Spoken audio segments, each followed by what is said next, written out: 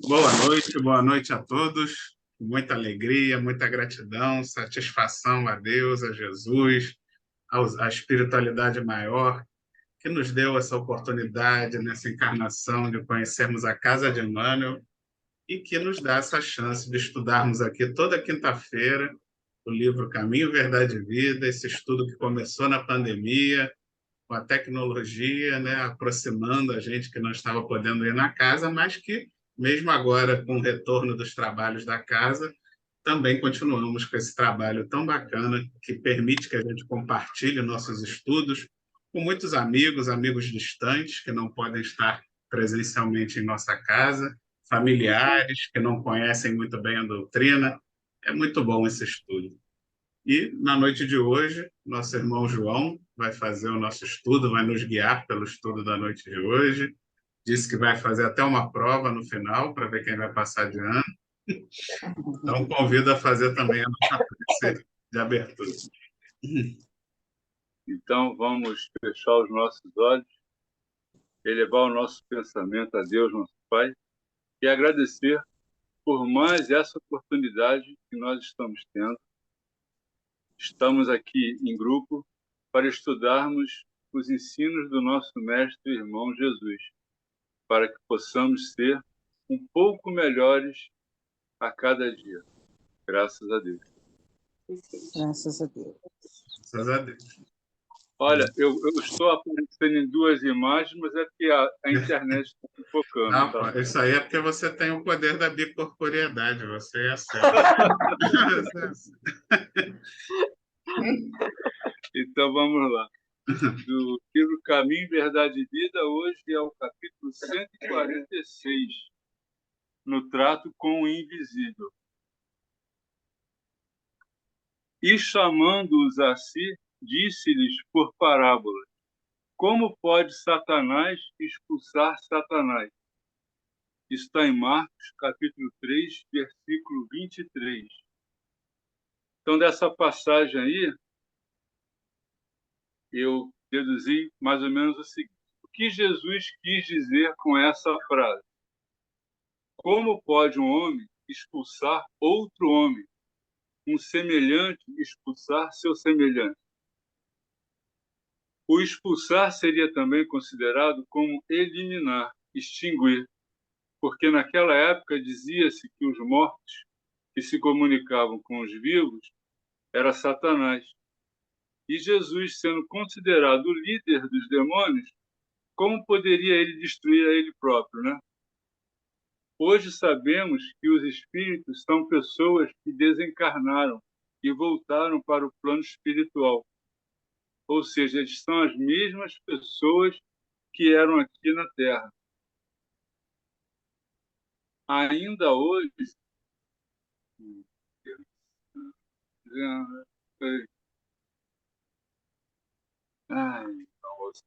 E ainda hoje existem denominações religiosas que pensam da mesma forma como pensavam na época em que Jesus viveu entre nós.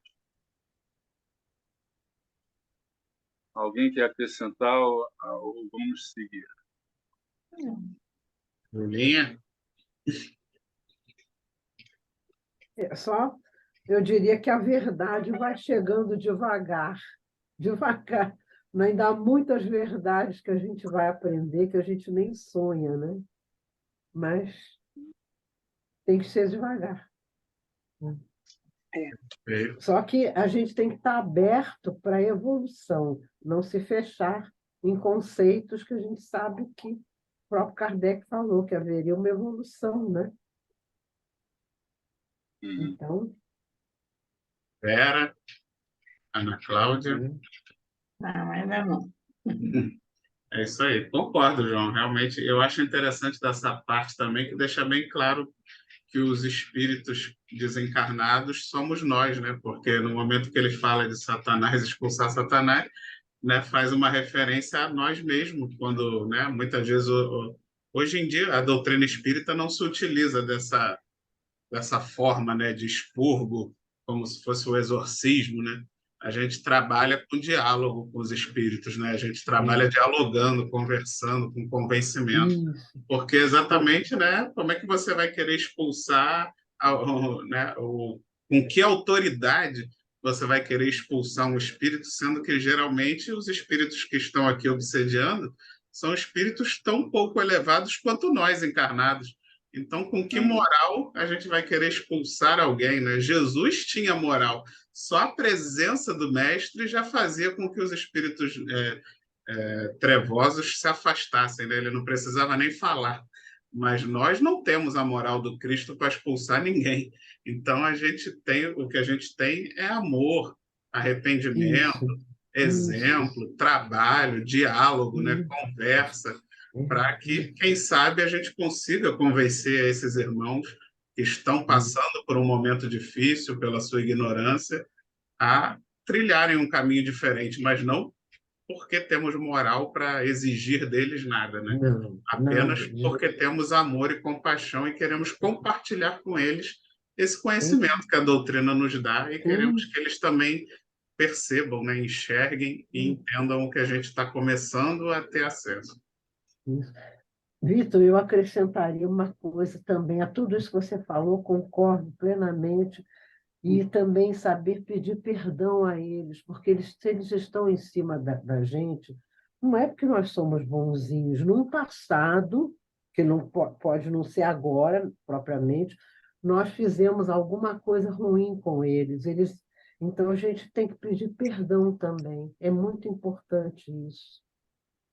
Se dirigir a eles pedindo perdão pelas maldades que fizemos, que nós não lembramos, pela graça de Deus, pedir, né? Aí faz parte do diálogo, né? Pedir perdão é uma coisa importantíssima. Eu, pelo menos, considero, né? Certo. Eu vou dar a minha opinião com relação a esse texto aí de Marcos. Porque a gente tem que pensar nessa época de Jesus, né? Quem foi que falou isso para Jesus?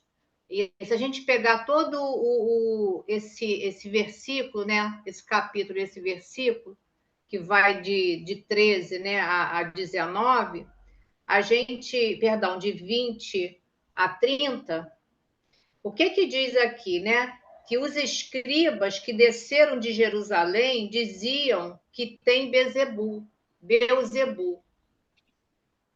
e que em nome do chefe dos demônios, do daimon, expulsa os outros daimons. Então, assim, a gente sabe que em toda a época, né, da história da humanidade, coisas que vêm para o bem normalmente é bombardeado.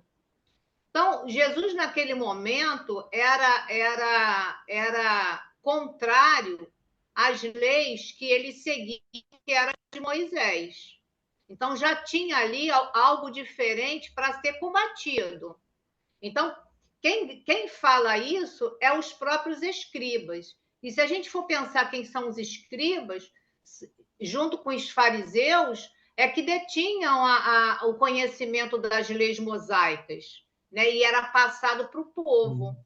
Então, só que aí, quando ele fala aqui de Beelzebul, a gente também sabe que isso aí refere-se a um... Eu tô com o Novo Testamento do Emmanuel, né? Do Emmanuel não, do Haroldo. Então, ele bota aqui que essa palavra Beelzebul era conhecido como o príncipe dos maus espíritos.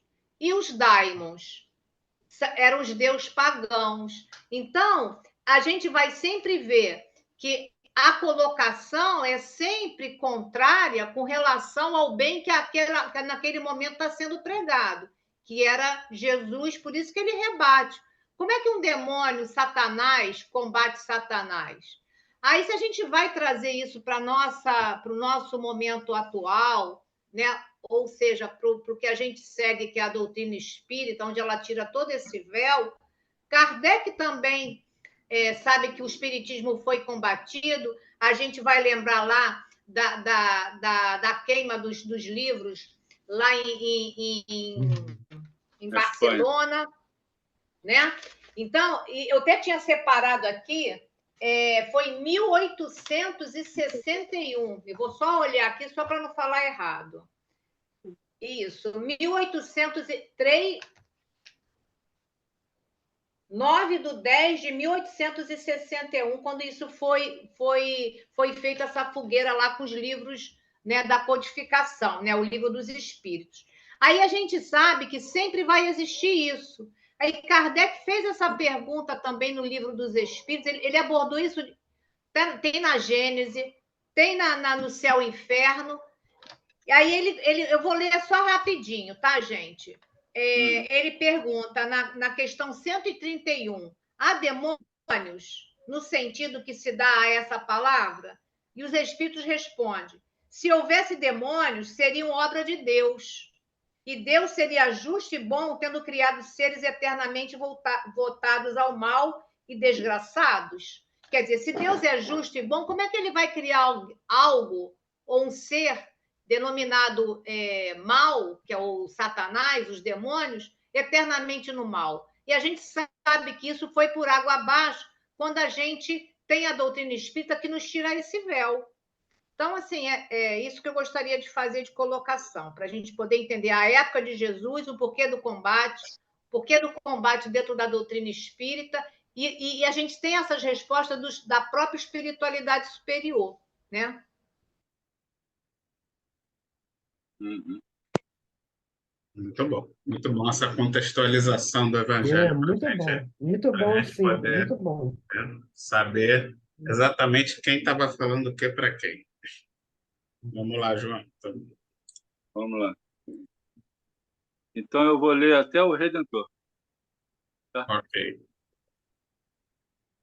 Esta passagem do Evangelho é sumamente esclarecedora para os companheiros da atualidade, que nas tarefas do espiritismo cristão se esforçam por auxiliar desencarnados, infelizes, a se equilibrarem no caminho redentor.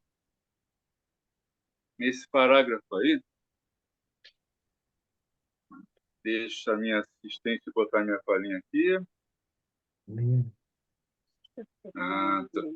Somos nós quem auxiliamos os nossos irmãos desencarnados, como foi dito no estudo anterior do nosso irmão Vitor, no capítulo Doutrinações. Nós auxiliamos com paciência, com carinho e caridade aos nossos irmãos desencarnados, que estão sofrendo, estão perdidos e que precisam de um socorro, de uma palavra esclarecedora da sua situação que eles estão vivendo, né? Também conhecido como doutrinação. Eu, particularmente, prefiro a palavra esclarecedores do que doutrinadores, né? Porque se você pensar assim, o que é um doutrinador, né? É o sujeito que está influenciando de uma certa forma, no meu ponto de vista, forçosamente. E o esclarecedor não, ele está ali para conversar, para esclarecer.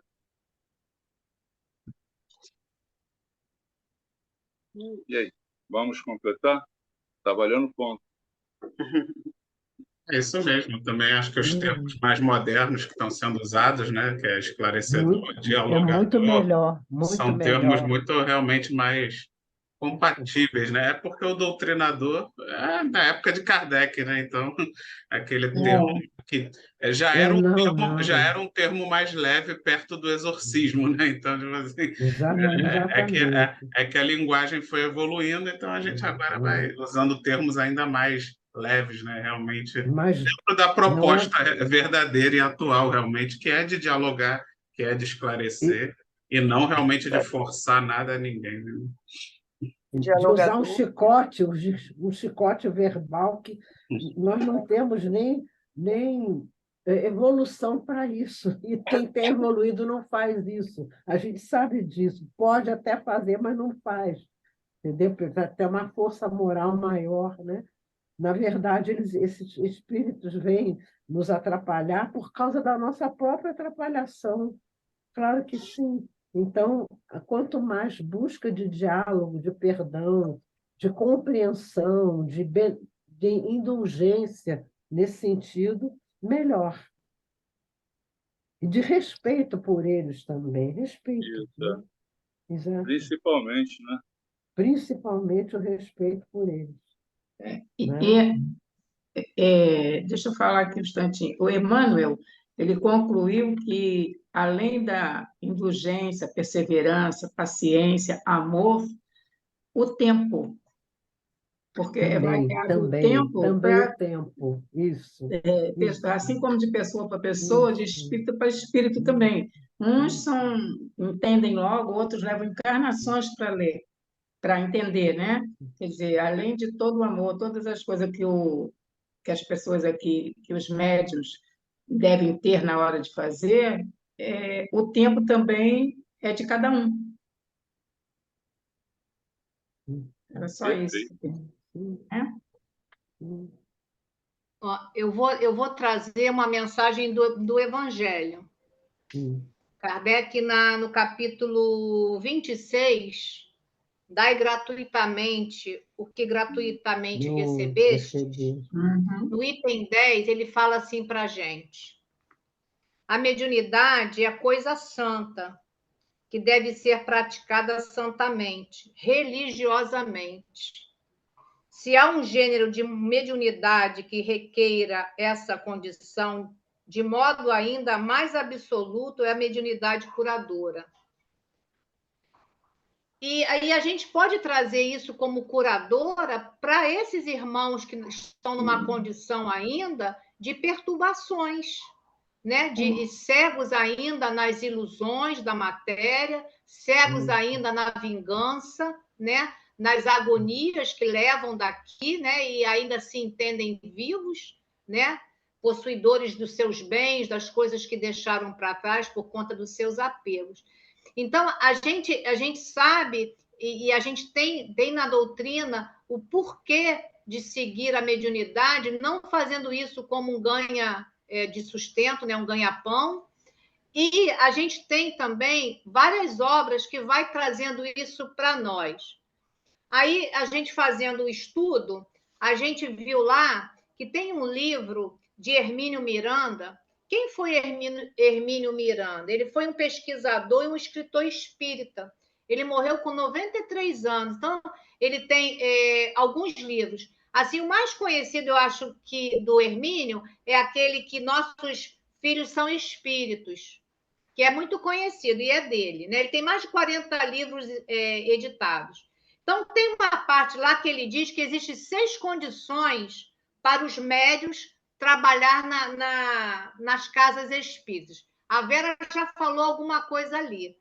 E aí ele vai enumerando 6 condições. Aí ele fala: paciência é a primeira, a segunda é serenidade, a terceira é bom senso, a quarta é cuidado, a quinta é humildade e a sexta é vigilância.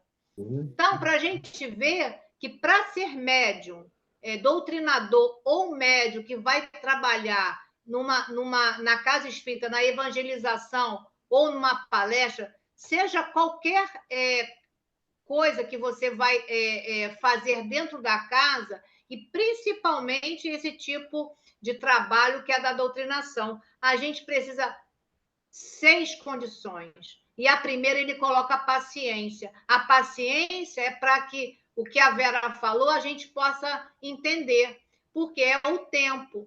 E para a gente conquistar essa virtude de entendimento, né, que a gente tem que ter pela paciência, é saber que os espíritos, em cada um, tem o seu tempo. Deus não agride consciências, ele aguarda que a gente consiga resolver nossas encrencas aqui na vida, né? E dar a cada um o seu tempo. E assim também a espiritualidade. É quem está na pátria espiritual. Como a Vera falou, o tempo, e para a gente ter esse entendimento do tempo, a gente vai ter que ter a paciência, foi que o Hermínio colocou aí como primeira condição. Eu outro dia pensando sobre isso, viu, Julinha? Eu estava pensando numa coisa, o processo de alguém ser obsidiado, né, por espíritos que estão ali querendo se vingar, né, do passado, etc. e tal. no fundo, e a persistência que eles ficam em continuar ali perseguindo, perseguindo, e o tempo que é preciso para ir acalmando isso tudo, eu acho que o que está por trás de tudo isso, veio na minha cabeça, pode ser até que eu vá falar uma loucura, é um grande amor que não soube se expressar. Mas é um grande amor, porque, pelo amor de Deus, fica lá obsidiando, se trancando, e o outro também obsidiado e sofrendo. Eu acho que por trás está um grande amor. Mas um grande amor muito mal resolvido. Sim, claro. Não é aquele grande amor normal, não é isso. Mas tá. Eu sinto que tem isso. No fundo, seres que se amam profundamente, mas não conseguiram viver isso, mas estão lá ligados. Onde vai um, vai o outro, onde vai um, vai o outro. Quando eu percebi isso, isso me trouxe uma paz, mas uma paz muito grande. E aí Mas, vem a história do tempo, que você colocou muito bem, Vera. É tempo, mas paciência.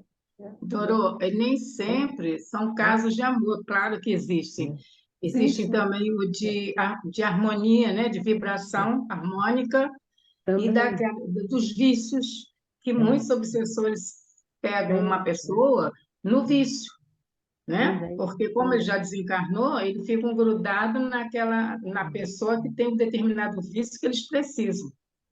Então, tem várias causas aí de obsessão, de obsessão, Uhum. né? Agora, quando eu falei em amor, não é um amor saudável, não. É um amor Sim, eu sei, eu entendi, também doentio, né? existe esse Claro, caso, claro. né? Mas não só. É muito comum, né? A gente até lê em muitos livros essa coisa do amor e o ódio, né? Que andam pertinho um do outro, Juntos, juntos, por causa Agora, exatamente por causa do desequilíbrio, né? isso, exato. O Agora eu amor não estou falando. desequilibrado, porque foi o que você falou. Como é que alguém que não suporta o outro, mas ao mesmo tempo quer estar Está junto o ali, né? tempo todo, né? Isso, Que vive a exatamente, vida ali em exatamente. função, É. porque nesse sentimento de querer se vingar, acaba vivendo ali uma eternidade em função do outro. Então, você vê que aquela ligação é forte, né? Então, ela Muito, só está muito. desequilibrada, tá? É Isso, totalmente isso. equivocada, né? Dentro dos sentimentos. E é aí que entra o papel do doutrinador, ou dialogador, ou esclarecedor, como o João falou, Esclarecedor. para exatamente estar trazendo a luz nessa relação, né? Está iluminando ali a luz. E aí, provavelmente, esse laço, que antes era de ódio, vai se transformar num laço fortíssimo de amor. Foi, né? A gente tem o exemplo aí de Saulo de Tarso, né? Que odiava os cristãos com todas as Nossa, forças, meu perseguidor Deus, dos cristãos. que Então você vê, loucura. olha que laço de ódio que E depois, na verdade era um sentimento em desequilíbrio, que quando ele isso, entra em harmonia com Cristo, quando ele percebe a verdade e o equívoco que ele estava, então aquele laço que era tão forte para o mal se tornou super mais forte ainda para o bem, né? exatamente, isso. E um grande amor, né? Um grande Sim, e um amor. grande amor pelo Cristo, na verdade, quando se transformou, né? Quando se equilibrou. Uhum. É verdade, tem aquele ditado que, né, Jesus, na Bíblia, eu acho, né? Eu não lembro agora onde que fala, mas que os mornos serão vomitados, né? É uma forma de você dizer que esse sentimento nem lá nem cá, ele acaba também não sendo bom, porque um sentimento forte mostra que aquela pessoa tem determinação, né? Lógico que o ideal é que esse sentimento forte esteja equilibrado para o bem, né? Esteja equilibrado na direção correta. Mas uma pessoa que é morna, que não é nem quente nem fria, você não adianta direcionar para lado nenhum que ela não faz nada, não sai do lugar. Então aí realmente esse é que é o perigo, né? Então a gente tem que sim animar as nossas forças, direcionar, ser determinado, realmente não desistir por qualquer motivo, não ser Não, não, preguiçoso, nunca desistir, mas nunca. mas equilibrando, né? Procurando realmente fazer toda essa determinação no caminho do Cristo. Vamos lá, João. Vamos lá. Então, agora eu vou até desorientação. Esse parágrafo aí, pequenininho. Ninguém aguarde êxito imediato ao procurar amparar os que se perderam na desorientação. Desse pequenininho parágrafo, eu tirei a seguinte conclusão. Emmanuel nos esclarece que não é instantaneamente, não existe um tempo padrão vai depender do nosso irmão desencarnado entender e aceitar os esclarecimentos que o nosso irmão encarnado vai procurar passar para ele, né? Até mesmo os irmãos desencarnados podem auxiliar a eles que estão perdidos, mas quando não aceitam, acabam sendo trazidos para que possamos, nós aqui, os encarnados, ajudar não só aqueles que não aceitam e não entendem, mas também aqueles que, por algum motivo, não conseguem identificar os irmãos perto deles no plano espiritual, querendo ajudá-los. Esse é um trabalho que pode levar até anos, em que o esclarecedor tem contato diversas vezes com o irmão sofredor, ou que está envolvido com o mal. Aí tem um exemplo que está no livro Eurípides, O Homem e a Missão, né? E a Júlia deve conhecer também, porque ele levou de 2 a 3 anos para esclarecer um irmão que fazia parte de uma comunidade aí que queria acabar com o centro espírita. Se eu não me engano, é esse o enredo. Mas, então, vamos acrescentar aí, pessoal.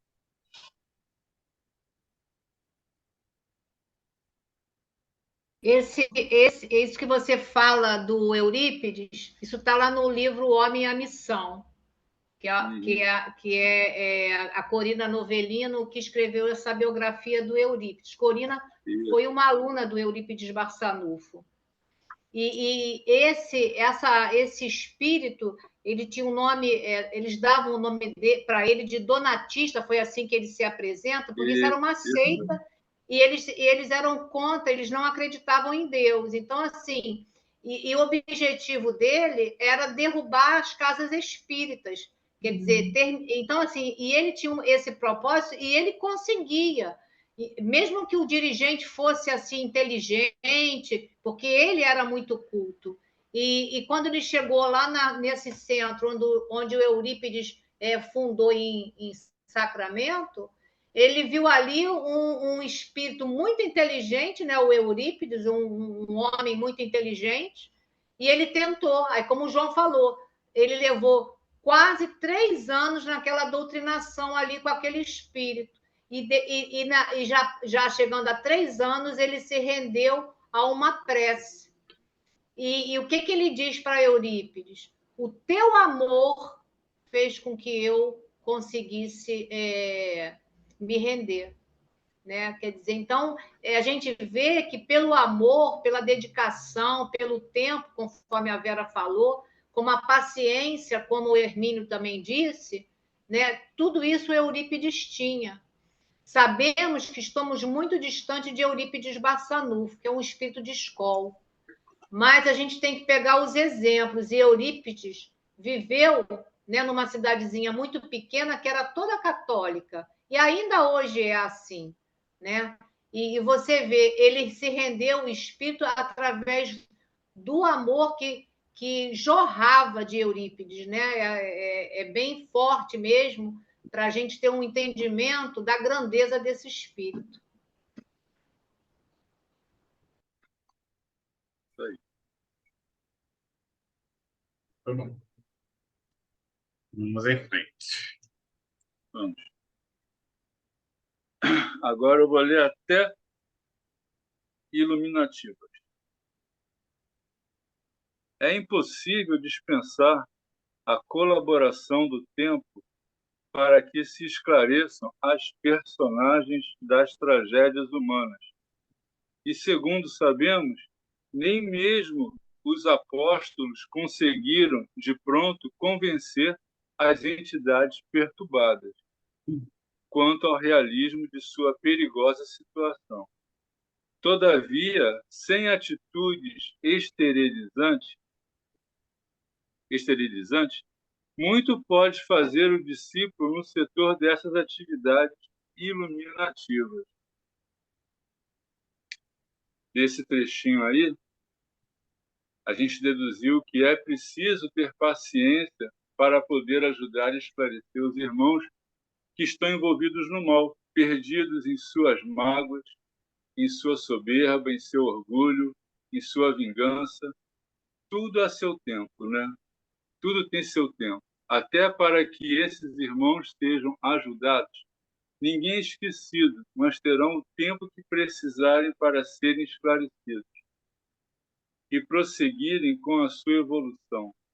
Cada um tem a sua história, a sua vivência. Cada caso é um caso. Somos únicos.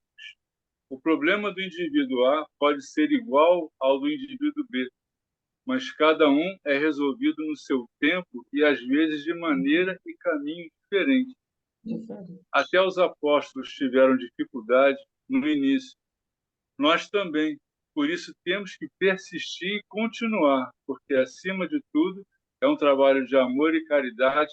Não podemos deixar o orgulho e a vaidade nos abraçar, né? E estragar tudo, tudo pelo ralo.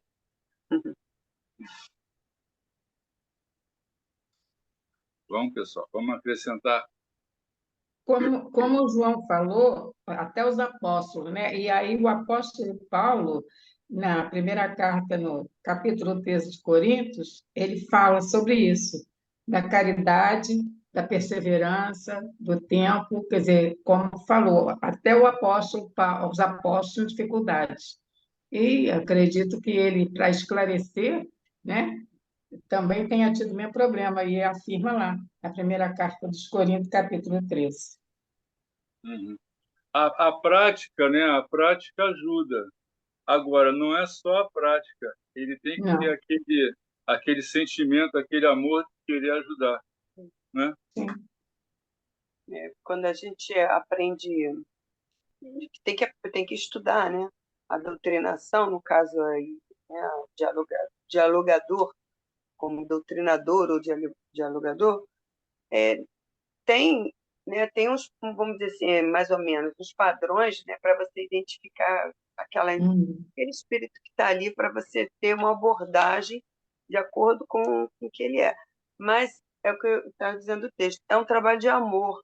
A gente não pode ver esse irmão ali como alguém do mal que está ali para atrapalhar, prejudicar. Pode estar até fazendo tudo isso, mas na verdade ele faz tudo isso porque, até como diz a Dora, não conheceu o amor, não teve uma alma bondosa, né, que falasse com ele, ele não recebeu nenhum tratamento, né, de caridade, de amor. Quando ele é recebido desta forma, isso quebra ele, sabe? Derrete um pouco aquela dureza com que ele se encontra, às vezes, ele fazer o mal. Então, a gente tem que falar com amorosidade, tem que tratar ele como um irmão menor que está ainda no caminho errado, que a gente quer tentar ajudar, trazê-lo para o caminho do bem, né? E nós também erramos, nós também estamos aí vacilando no caminho, né? A gente tem que ter essa compreensão com esses irmãos. Isso ajuda muito no trabalho da doutrinação, né? Senão a coisa não anda mesmo. E pegando esse gancho aí da Selma, vamos lembrar da Ivone Pereira, né? Como é que a dona Ivone tratava os obsessores? Com muito carinho e respeito, e se tornaram amigos da dona Ivone. Então, é isso que a Selma falou e que a Vera também falou. Então, assim, a gente sabe que dentro dessa doutrinação, os apóstolos também do Cristo, quantas vezes tentaram expulsar os demônios, né, entre aspas, né, os obsidiados, né, e voltaram lá para o Cristo dizendo, né, que eles não conseguiram, né? Então a gente sabe que há necessidade, como o João falou, e eu já tinha também comentado, a respeito desse carinho, desse afeto, né? Que a gente não pode fazer isso como uma coisa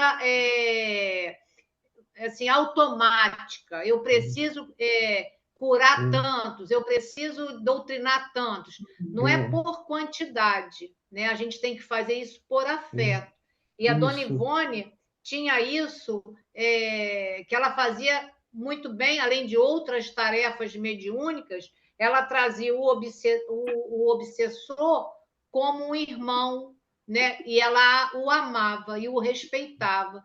E isso e aqueles que naquele momento estavam ali exercendo ali aquela situação no mal, eles passavam a acompanhar a Dona Ivone e a trabalhar no bem. Então a gente sabe que cada um desses irmãos que você consegue ajudar, né? Isso aí é bom para quê? Para todos.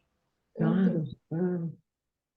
Claro, e não querer se livrar deles. Aí é que está. Mas muito pelo contrário, querer estar interagindo cada vez mais para ajudar. Interagindo, que eu estou dizendo, não é a dominação, é interagir no sentimento, não cultivar o ódio, não compreender e ficar até triste, né? Pela dificuldade que eles às vezes têm com os afetos, enfim, né? Perfeito. Verdade. Que o nosso trabalho na Casa Espírita é que a gente tem o mesmo compromisso e responsabilidade do trabalho profissional, porém que não tenhamos o pensamento que você tem no trabalho profissional, de alcançar metas, de bater pontos, porque não é esse o objetivo, né? Não, O pelo amor de compromisso é Deus. importante, mas não temos como objetivo essas metas Não, e ganhar nada, não. né? O objetivo Aí, é, como você falou, a gente não quer se livrar do obsessor. Pelo contrário, a gente quer trazer o obsessor para a nossa família espiritual, que ele se converta, né? Que ele compreenda o erro que ele está e que passe a fazer parte do convívio ali da doutrina. Então, o objetivo não é se livrar, é pelo contrário, é integrar os obsessores à doutrina espírita. Isso. E não entrar na formatação, né? Nada de formatar, tem nada a ver. Aí fecha tudo, né? Verdade. Entra na falsa caridade, no falso amor, no falso tudo de bom, falso. Aí você perde. Ah, claro.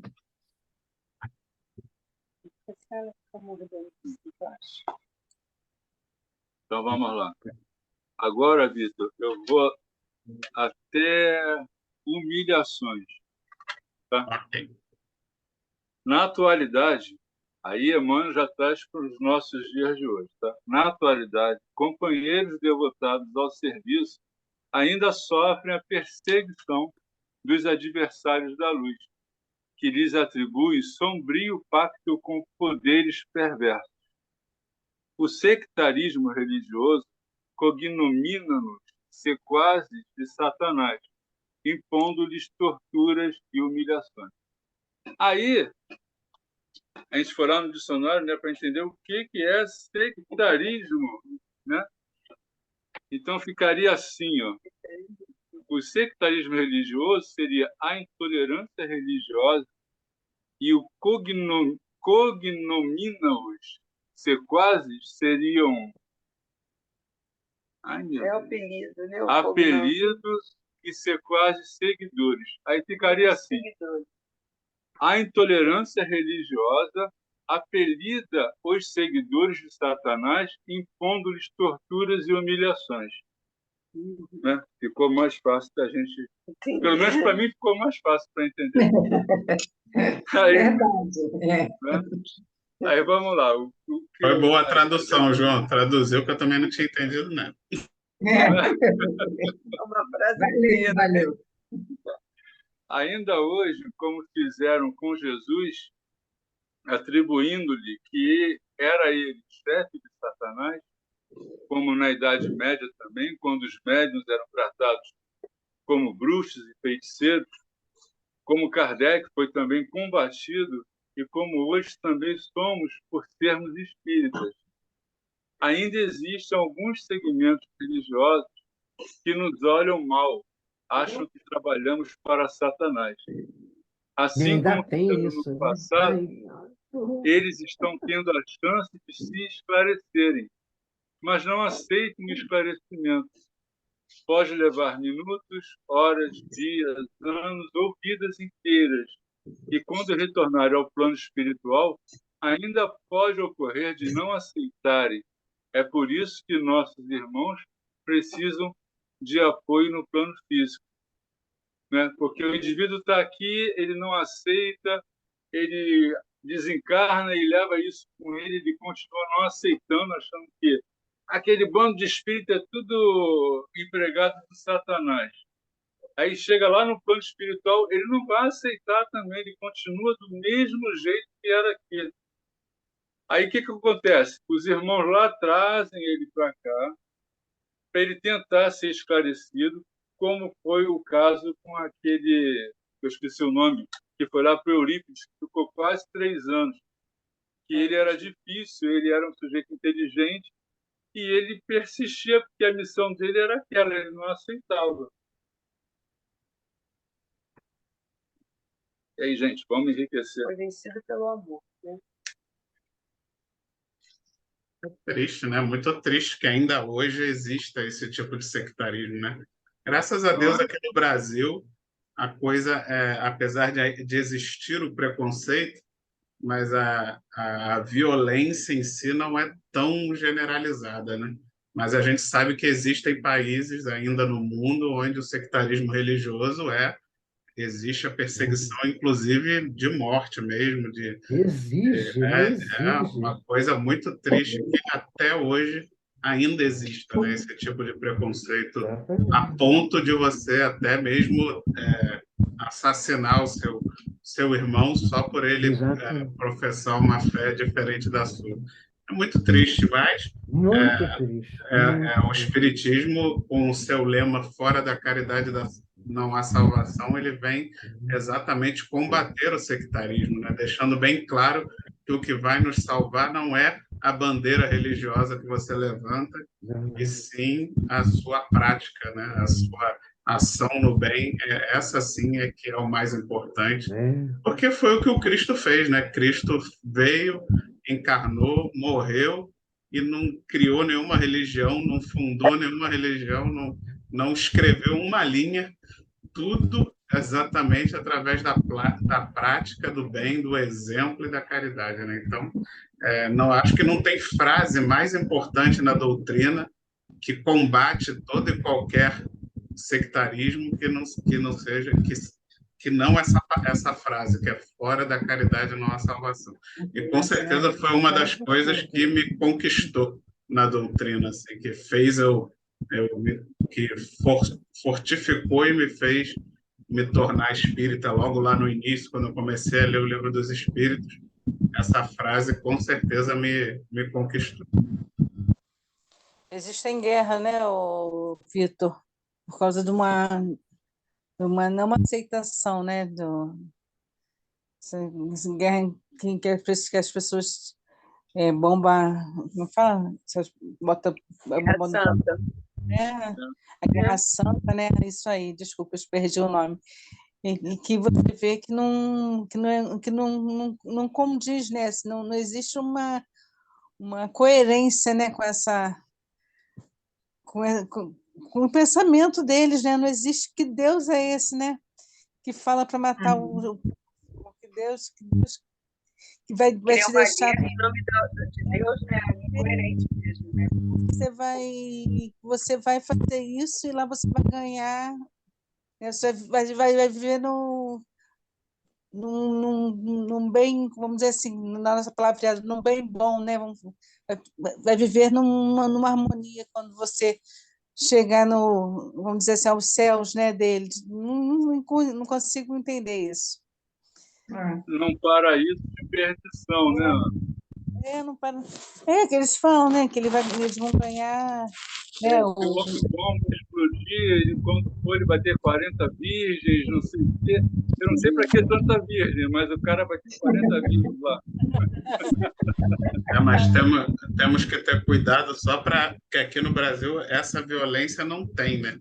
Mas a gente tem que ter cuidado porque existe um sectarismo forte ainda aqui no Brasil, mas ele é mais velado, né? Algumas religiões, por exemplo, pregam que você só pode beneficiar irmãos que sejam da sua própria religião, você só pode contratar para a sua empresa quem é da mesma religião, você só pode promover, né, quem é da mesma religião.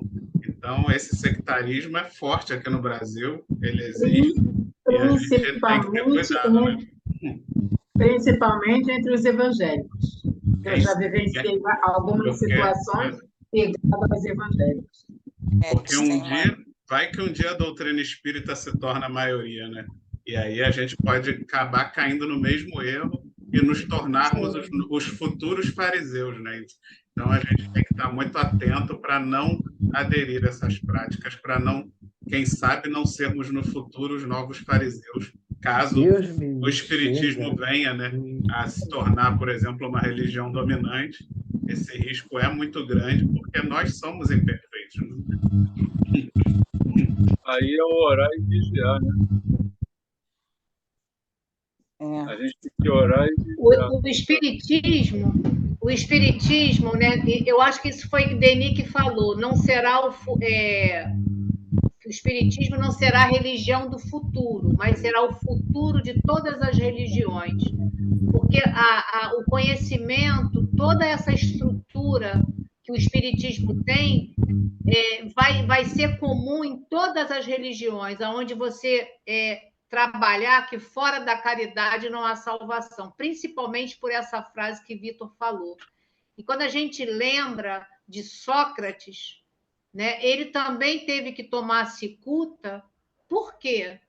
Porque ele estava avesso ao que aquele pessoal daquele tempo queria que ele fizesse. Sim. Então, a opinião dele incomodou. Então, sempre o que incomoda é excluído. Uhum. Então, agora, quando a gente vê que hoje em dia temos congressos, né, para falar sobre intolerância religiosa, onde se juntam ali freira, espírita, judeu, pastor evangélico, várias religiões, e ali eles têm em comum o conhecimento de Deus e fazer o bem ao próximo.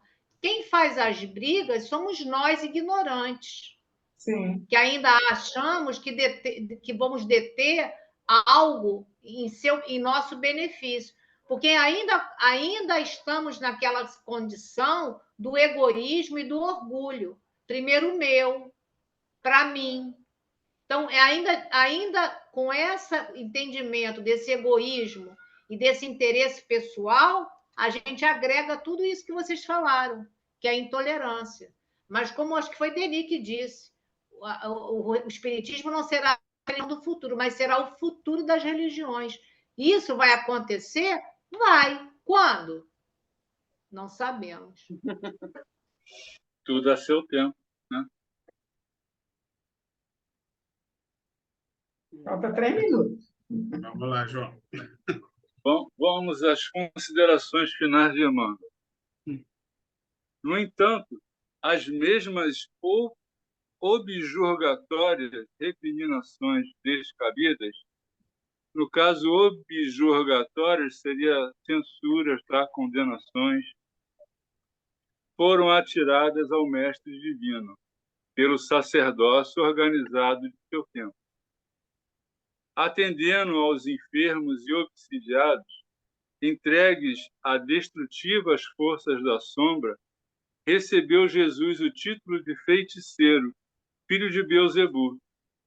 Isso constitui significativa recordação que, naturalmente, infundirá muito conforto aos discípulos novos. E aí nós chegamos à conclusão que, se Jesus passou por isso, e nós também, então estamos no caminho certo, né? Sendo um ensinamento moral de grande aprendizado e esperando assim conseguirmos nos elevar até sermos como o nosso Mestre Jesus. Exatamente. É o exemplo final, né? Porque nesse último parágrafo ele deixa claro, se Jesus, que era Jesus, passou pelo que passou, né? E foi considerado como o próprio filho do Satanás, porque estava contra o que à época ali os poderosos se diziam. Não tem por que nós, aqui espíritas humildes, uma religião relativamente pequena, que até que no Brasil consegue ser ainda relevante, achar que nós vamos ter qualquer tipo de benesse, qualquer tipo de facilidade, qualquer tipo de aceitação, né? Não. O normal é que as pessoas rejeitem, o normal é que nós sejamos rejeitados, sejamos, vou até usar a palavra aí que eu aprendi agora com o João, objurgatoriados. Porque esse Aprendeu com o Emmanuel. é exatamente isso. Nós não seremos incompreendidos, certamente. E o que nos cabe é, mesmo diante de toda e qualquer incompreensão, agir como Jesus agiu, sem violência, com amor, compreensão, paciência, né? Acho que foi muito dito nessa reunião de hoje. Paciência, paciência, porque tudo tem seu tempo e tudo tem sua hora, e não somos nós que vamos transformar e fazer do outro nada, porque mal a gente consegue nos transformar, então, que dirá transformar o outro, né? O que a gente pode é deixar o nosso exemplo, deixar o nosso amor, mostrar para o próximo, principalmente para aqueles que se demonstram interessados, o que para a gente já nos parece muito bom, e assim torcer, assim como a gente torce por nós, torcer para que os outros também façam bom uso desse conhecimento, né, e consigam facilitar e ajudar na sua própria progressão espiritual. Finalizando, eu vou trazer o livro do André Luiz, né, do Chico, Nos Domínios da Mediunidade. Então, que é a mediunidade que a gente está trabalhando e vendo aqui. Aí a gente está dizendo aqui, né? Se Jesus teve toda essa dificuldade, e nós, né, que somos os seus seguidores, né, que estamos aqui na luta para resolver todas essas problemáticas que ainda existem no nosso tempo, né? Aí tem no prefácio, quem faz o prefácio desse livro é o Emmanuel, como todos os livros, né? Do André. E ele diz aqui, bem no finalzinho, é só um parágrafo que eu vou ler, que ele fala assim para a gente, ó. Sem noção de responsabilidade, sem devoção à prática do bem, sem amor ao estudo e ao esforço perseverante em nosso próprio burilamento moral, é impraticável a peregrinação libertadora para os cimos da vida.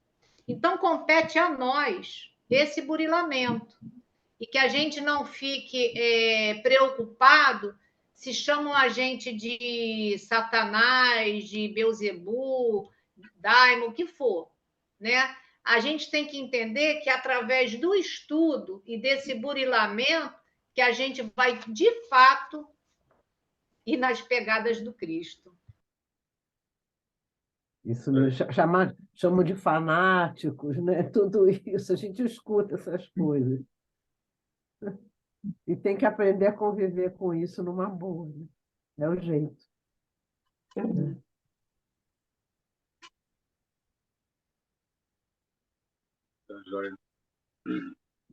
É isso aí. Então, mais alguém, antes da gente finalizar, que queira fazer alguma consideração final? Eu só queria falar um negocinho rapidinho. Pode falar. Agradecer, né? Todo mundo aí participou, engrandeceu o nosso bate-papo, né? E está todo mundo aprovado, está todo mundo gozé.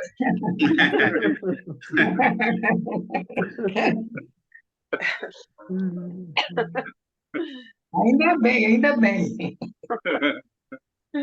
Bem, também aproveito para agradecer a presença de todos, agradecer em especial ao João, que nos conduziu no estudo da noite de hoje, e solicitar a Dorô para fazer a nossa prece de encerramento. Muito bem. Pai de infinito amor, viemos agradecer esta reunião tão reconfortante, tão rica, que nos faz cada vez mais ter fé e persistir na busca do bem, apesar de todas as dificuldades que isso nos traga, porque só o bem é que vai nos trazer o próprio bem e a própria felicidade interior, que é realmente a mais importante que existe. A felicidade material é transitória, mas a felicidade espiritual, a felicidade no bem, ela é eterna. Agradecemos de todo o nosso coração essa oportunidade dessa troca tão rica e tão carinhosa. Graças a Deus. Graças Graças a a Deus. Deus. Graças a Deus. Bem, se inscrevam no canal, deixe o seu like, marque o sininho, compartilhe com seus amigos, com seus amores, com seus familiares. Vamos estudar, vamos distribuir esse conhecimento, vamos transmitir essa energia para os nossos amores. Fiquem com Deus, até semana que vem. Tchau, Uma pessoal. boa noite para todos, Boa boa noite. semana, bom fim de semana para todos.